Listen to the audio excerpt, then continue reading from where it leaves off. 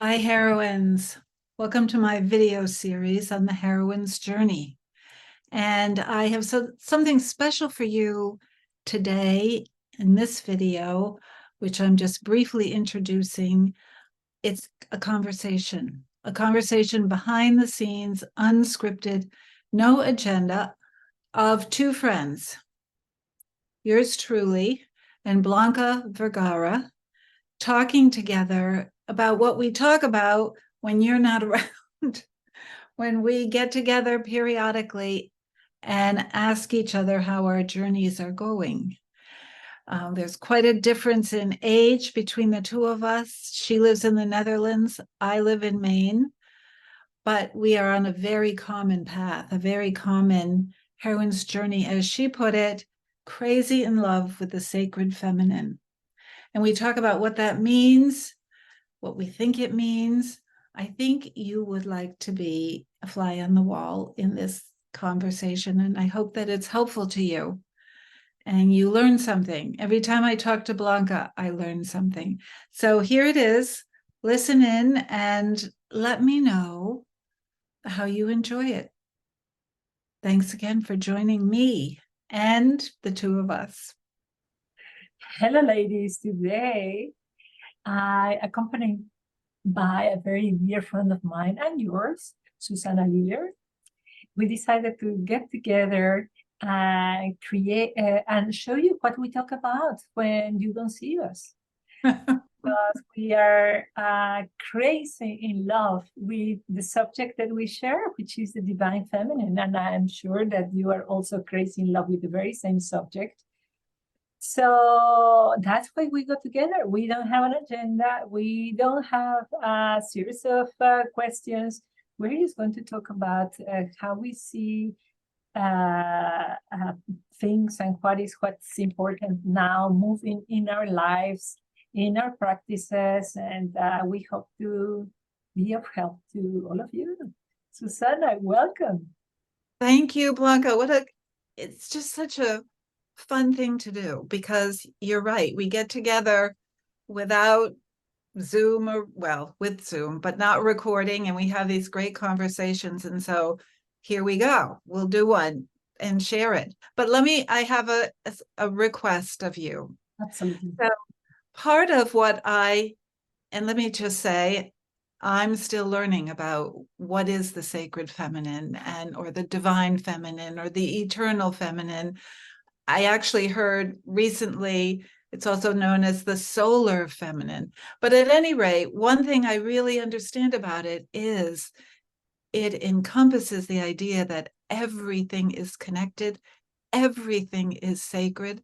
And so of course, this moment, my relationship with you, my connection with you, the people listening, it's a sacred moment. And so I would like to light a candle that I have back here on my mantle, just as a symbol of that, if I may be permitted.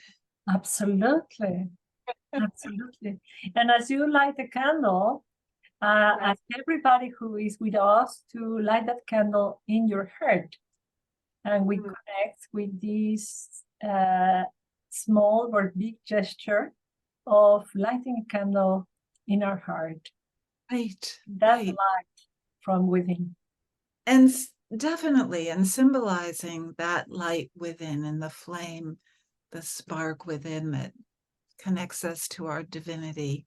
Always, always, never goes out. So, yeah. So, how have you been? Should we start there? Good. Very good. Very good. Very excited.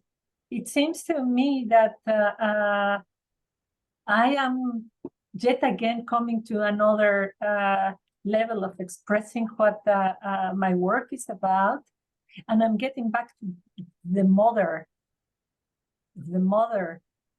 And all my other ladies that I work with always come back with that same subject, this thirst for more mother. Yes. And they try to quench that thirst with relationships, at work, entrepreneurship, and it's never quenched, that thirst. And when we have conversations, we always go back to finding it within. And the within is again the connection with the divine feminine, with the eternal feminine. Right. But it's very uncomfortable because we're not used to it and we don't know how to do it. It's so foreign to us. Right. I think maybe just to go back a little bit in our history together. We met at the Hudson Institute of Coaching. I think it was like 20 years ago or something like that. And we had this connection. And I think the connection, we haven't let go of it. You live in the Netherlands. I live in Maine in the United States. I mean, we're how many years apart? Could we possibly be 30 years apart? So I'm 71. I'm 53. Okay. So we're away, we're difference in age, but there's such a connection because we have this common need to express. But also I think at the time that we met, both of us were still very much in the business world. And we went to Hudson thinking, well, we're going to be, and you add in your piece, that we're going to be executive coaches working with organizations, professionals, succeeding in that world. And since then, both of us have moved away and away and away. For me, it was, can I even show that I'm a spiritual being and that I care about that and want to talk about it? And how does that fit with these engineers I'm working with? So I think we've been on a similar journey. Big piece. A lot of anxiety on that subject. How am I going to talk about God and spiritual and soul? It was really scary. It's suddenly, I'm woo-woo. But I went to university, I'm don't have anything against science. Oh, I know. I still don't. I'm fascinated. I want to learn more about astrology. These days, there is a comet passing by the Earth. It's fascinating. I didn't really know anything about comets, so I started researching, and this, like expanding. It's not subtracting, but it's really expanding. And that fear of showing the world how woo I am has been welcomed by the engineers and accountants and So I have to share this story with you. So I know you're on LinkedIn, and to me, always LinkedIn has been more for professionals, whatever that means, people in the organizational business world. And then I do a lot more on Instagram where I feel like I can be more myself. But I've been letting myself out on LinkedIn. And lo and behold, I get a comment from a former colleague in my conflict resolution world, saying that I am so woo-woo. So the comment was something like, she's really nice, but she has totally lost touch with reality, totally woo-woo, something like that. And so I was really taken aback, and I thought, okay. And I went to the woman who helps me put things out there, and she happens to be 30. And I said, maybe, Kim, we have to just take off everything from LinkedIn that, which, think about that. I was saying, this is who I am, but let's just subtract this part of me and not show it, right? And she said, Susanna, you are woo-woo. It's okay. I mean, whatever the heck that means. I think it means, you believe in things that aren't necessarily concrete and seen, and you can't scientifically prove it necessarily. But at any rate, she said, you are. And so be that. And of course, I'm always telling people, be who you are, be your authentic self. And here I was wanting to subtract all that. So Yeah, Oh, I totally, totally. I think this journey is that we are sharing, or we're talking about right now, is the one that we all women have right now. It's about integration. And the integration of the divine feminine is about everything. Everything is everything. Recently, I've been more the Excel woman that I haven't been for many years. I was very flexible and very open. Well, we'll see, letting go of plans. And these days, I've been doing my Excel again and bring it back and having wonderful conversations thanks to that. mm, So ultimately, the divine feminine is the bridge towards this marriage, right, because the ultimate objective is that we have a healthy masculine and a healthy feminine within right, ourselves. Is right. not that interpretation of fairy tales that the man, a physical human man, is going to save us, but the the psychological part within masculine is healthy masculine is going to save the psychological healthy feminine within, and Mm. that will marry and create a wonderful next version of you. And this is the game. This is what we need to do right now globally. Okay. And I think so. Then I go to, well, then what does that look like? And I think about back when I was an employee in a very male organization, wanting to get ahead, wanting to strive, all the managerial, directorship, vice presidents, all men. And this was, when was this? In the early 90s. And so just talking about the qualities. So what is the marriage and what, so the qualities that I brought forth to succeed in that world, um, learning to just, put myself forward in meetings, interrupt, even though I was always taught not to interrupt, to just be more demanding, more forthright, more, not hurting people, but not being so considerate about, well, how is this going to affect their career? I was just pushing, pushing, pushing. And so to me, when I look back, that's more male, masculine, which it's important because if you don't use those skills, then you can tend to have wonderful ideas, but they never go anywhere. And then what you were describing when you were saying before you were being flowy and we'll see, again, that's, you can have wonderful ideas, but then they need that balance to put them out. Do you know what I'm saying? Yeah, absolutely. Absolutely.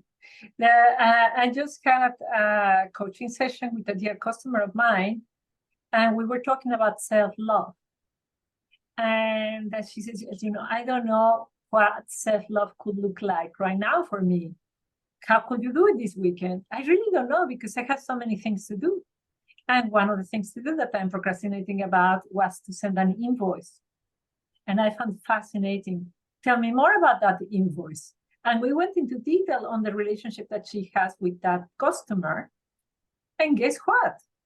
That relationship with the customer was a great opportunity for her to show self-love to herself. She needed to upgrade how she is dealing with this customer. I think life is really fractal, and there is every single place in our life to have that marriage of being soft and powerful, assertive and patient and nourishing and caring. And it's like the way I see it is like being your best father and your best mother of yourself. Yeah, that's a great way to talk about it. Yes. Yeah. And you know what got me so not confused? Well, so I also feel like I need to give you credit for launching me on this journey of trying to understand the sacred feminine and to talk about this, because because you invited me to your From Wounds to Wings seminar. And I understood that as, of course, it makes sense that I talk about the heroine's journey. That's my program, that's my work. So it shows how women transition and evolve and transform as they go on the journey, and they have lots of wounds that they learn from. But I've told you this before, but I was so busy, I just kind of, okay, yeah, I'm here and I'll talk. And we had the interview. And then I listened to your interview with Anne Baring, who is probably what? The one of the major sources of everything on the divine feminine. And I listened to your interview with Jean Shinoda Bolen, another one. Yes, yes, and I have in my bookshelf.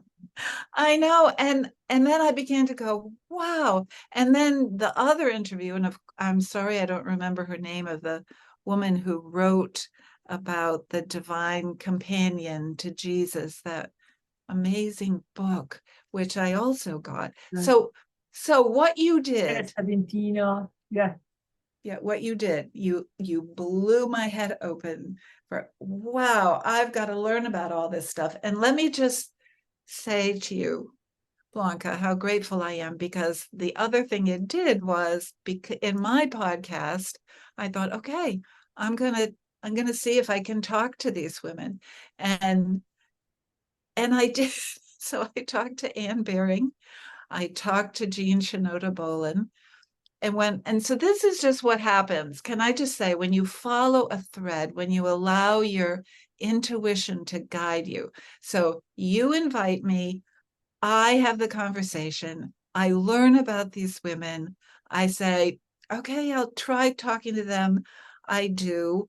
I talked to Jean Shinoda Bolen. I had to call her 3 times before I got a response. She ends up calling me, which blew me out of the water.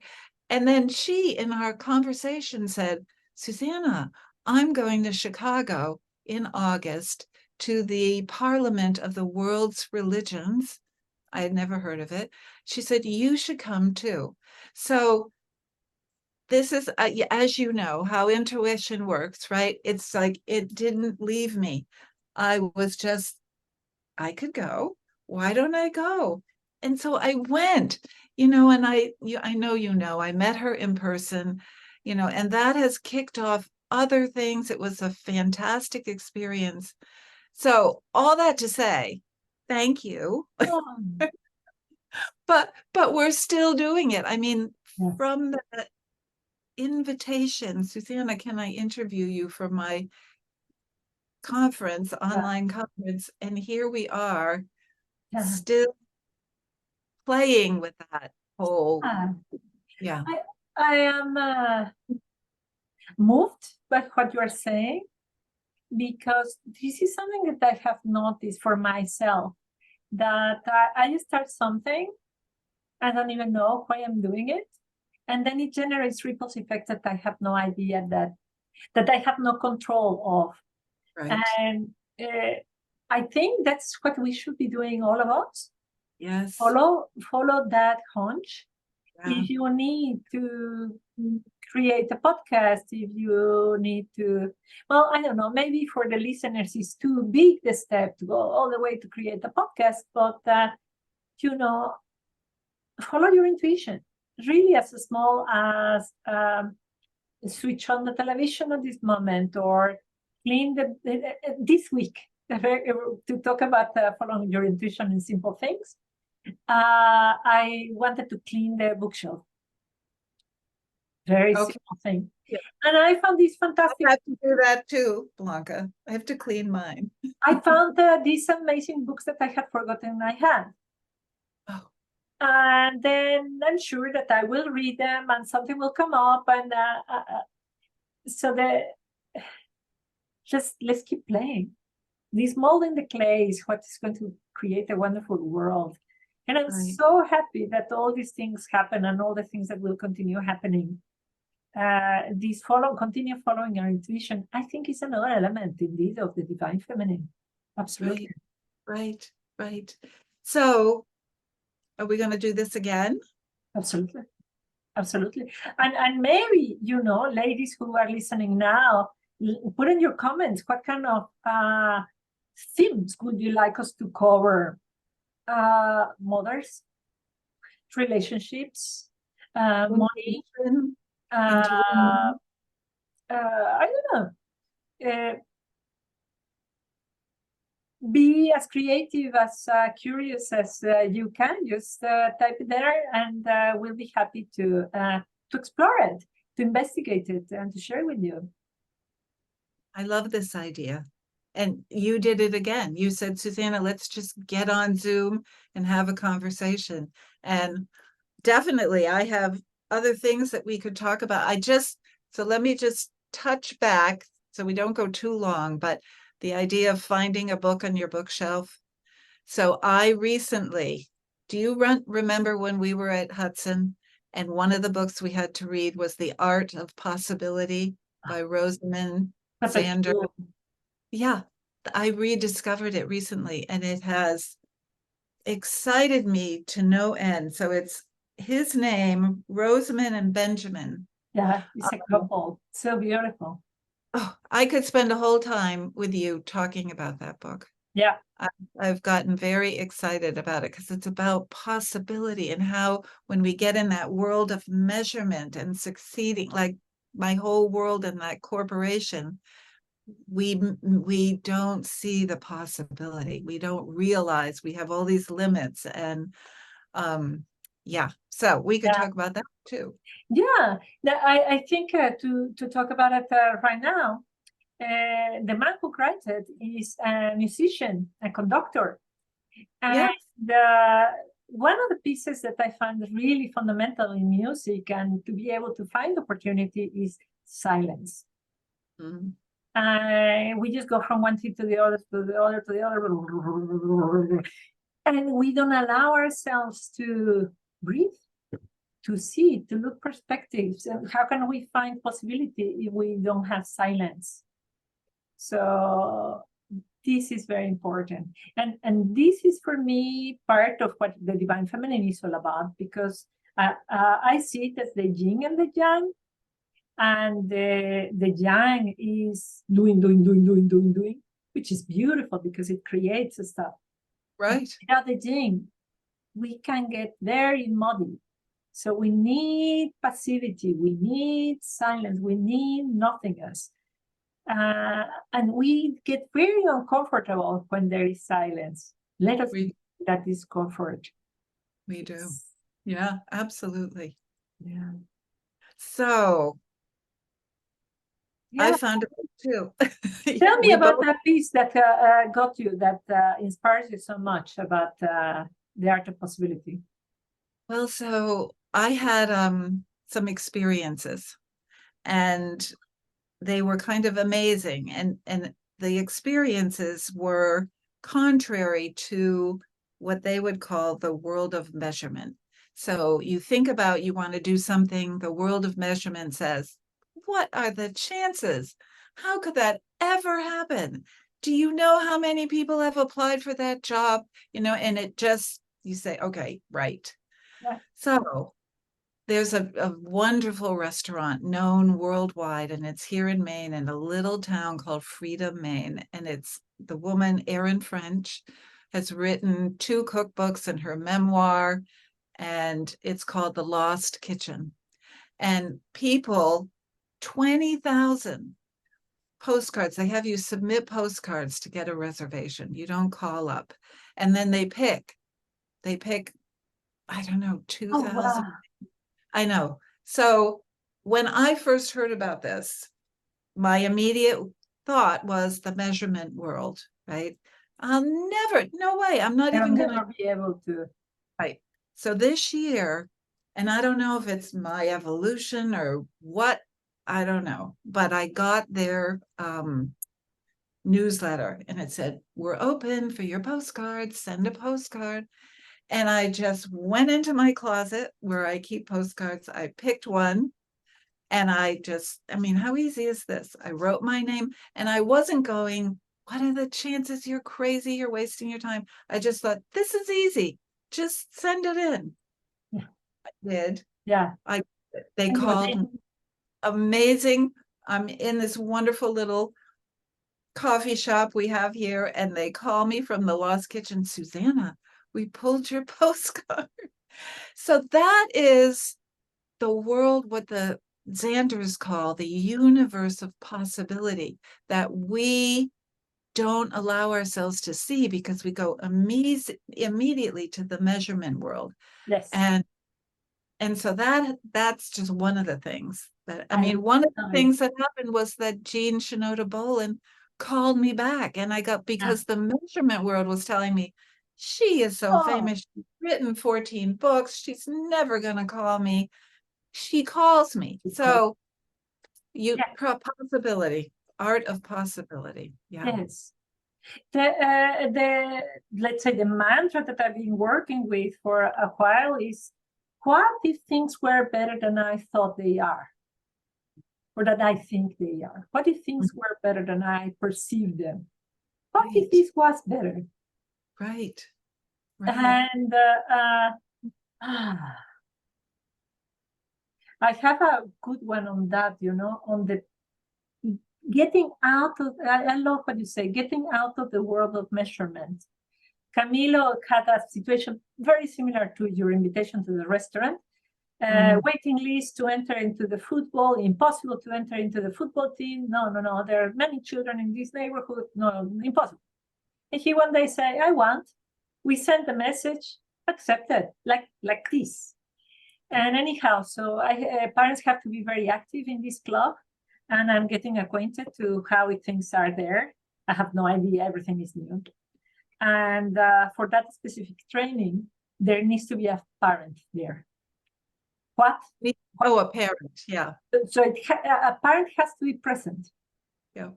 That's it, present. And I was just like blown away. What do you require me to do? Just be. I was such a reminder that actually this is what we are required to do, to be. Right, right. But still, I had to go. I had to take my cycle to be able to be. So right. Be, sometimes you need to do, but still being should not be disregarded. And being is very important. And we forget it.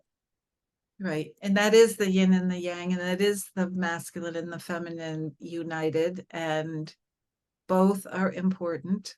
Yeah, absolutely. And the practicality of it, that is not woo-woo until you go to church or you pray for the Virgin. No, But there are, so let's just say this, because I understand, as I went in to discover, I know that there are people that really see the divine feminine in a goddess figure, and wonderful. That's great. I mean, however people bring this concept in, is, I think, more power to the concept, to the sacred feminine. And yeah. Agreed. I think it's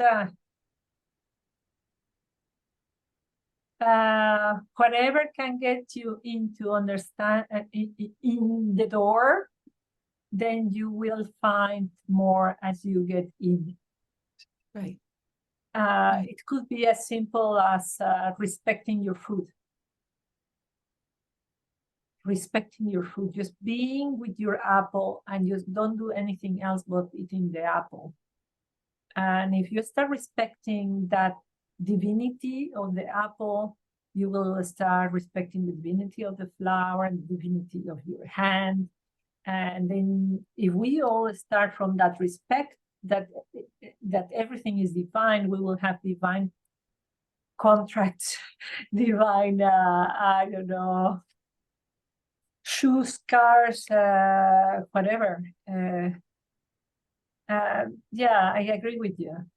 It doesn't matter if they need to see the goddess in There's different roads to yeah, God, goddess. yeah, Yeah. I agree. Yeah. for sure. What makes sense to you? Yeah, differently from God. Uh, how do you see the divine feminine? How do you connect you? Me. Mm-hmm. All right, here's for me. And again, I'm still learning, so this could evolve. But right now, because I work, coach with different women, they're in my program about the heroine's journey. Which is so much about transition and change in their lives and helping them get to where they want to go on that journey, or how to be in that journey. At any rate, they allow what's been inside of them to come out, where just like I did, they repress it in order to fit into this mostly masculine world. And they tell me things like, well, my father wanted me to be an engineer, so that's why I'm here. Or, well, my father said I would never make money if I was an art major, so that's why I'm doing that. And then finally, they start letting that out. And to me, the sacred feminine now, and as I'm seeing it, is that release, the women releasing, this is my passion, this is my flame, this is what I want to grow. And they could still be doing the thing that makes them money, but somehow acknowledging that fire inside, that passion, and letting it out. To me, that's my understanding of the sacred feminine. Oh, yeah. Exciting. I can see it is like an awakening, no? Like the divine feminine awakening in each one of them. Right. Instead of, no, well, it's like me, what I was saying. I got to get off of LinkedIn. They're thinking I'm too woo-woo, screw that. This is who I am. I'm 71. I need to woo-woo, so be it. Yeah. whatever that means. Yeah. Yeah, absolutely. Yeah, for me is the body. The body. Mm-hmm. And I shared with you in a call, and maybe it's interesting that people listen to this, that also exactly the way that you described how you got into the divine feminine, through a very intuitive way, I ended up in a yin yoga training. So now I'm a yin yoga certified person. Oh, that's great. Congratulations. Yeah. What I learned is that there is something inside our body that is not included in the anatomy books of the past. Okay, say more. It's fascinating because I have this old book of anatomy here.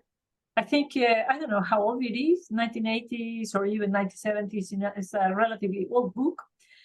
And I go to this training in yoga, and I don't find it anywhere else in this book. And this is the thing that glues all the organs, all the muscles, and all the bones. Goodness, this is the feminine principle. The thing that glues absolutely everything, the thing that holds the family, the thing that holds generations, the thing that holds society, that holding principle is that. And I was amazed. Anatomically, they call it the fascia. Mm-hmm. And to study it is absolutely fascinating. When you have bad posture, your body develops fascia so that you are held even in the bad posture. So for me, it's almost, if you have trauma, No matter what, the Divine Mother will hold you anyhow. Yes. Oh, that's interesting. If Yeah. if you have a car accident, a bike accident, and you cut a muscle, particularly think about your legs, that they are very big muscles. The muscles take a lot of time to heal. So it takes time to build this beautiful wonder that is a muscle tissue. So the fascia holds it. Hmm. And for me, it's very spiritual, this idea of healing your life with this divine principle of holding yourself. And it's like we are called in group events that we hold the space or healing relationships, coaching relationships. And I do mention yoga every evening, and I connect with that. And I connect with how I have been having bad posture for so many years. And as I learn, I understand more of how my mother walked wrongly. Her hip was not adequate. And I think, oh my God, this is just connected with how she was behaving. And I'm correcting my hips, and I'm meditating and letting go and forgiving what I before used to criticize my mother. And it's really beautiful. It's a healing process to connect with my own body. And of course, what occurs to me is that's all in male bodies as well as female bodies. You know, we all have fascia. And so that's something. So yin yoga, YIN, Yeah. right? Yeah. So I'm all right. You're giving me something else I need to go look into. Yeah, it is fascinating.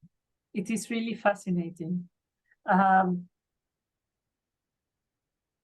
This finding out how to bring back the feminine principles, the ancestral feminine principles to our life is going to be a great party, because that's the other feminine principle party. To laugh and to play and to do joy, the outside of the measurement world. That's Definitely. that's another thing. It's very exciting. It is exciting. So we should definitely continue to have these conversations as we both continue down this similar path. Absolutely. So what could you like to tell people to say goodbye? Oh my goodness. So I would like to tell people that no matter where you are, we are connected. We are connected, and we are charged with honoring that connection and recognizing that it's sacred. And I look out my window and there are trees and flowers. All of that is part of us too. And at the same time, each of us, we have this unique spirit. So I would say, let that out, let the flame burn. Remember, we're connected. And the more we do it individually, the more, just like Blanca, we have that ripple effect and we grow together. So let's keep doing it. Yeah. Oh, this is so beautiful. What a pleasure talking to you. Ladies, I hope this conversation has lit that candle within, and we hope that that light remains. Remember that that light is really lighting more lights in the candles of everybody else. Keep shining. Thank you for being here. Thank you.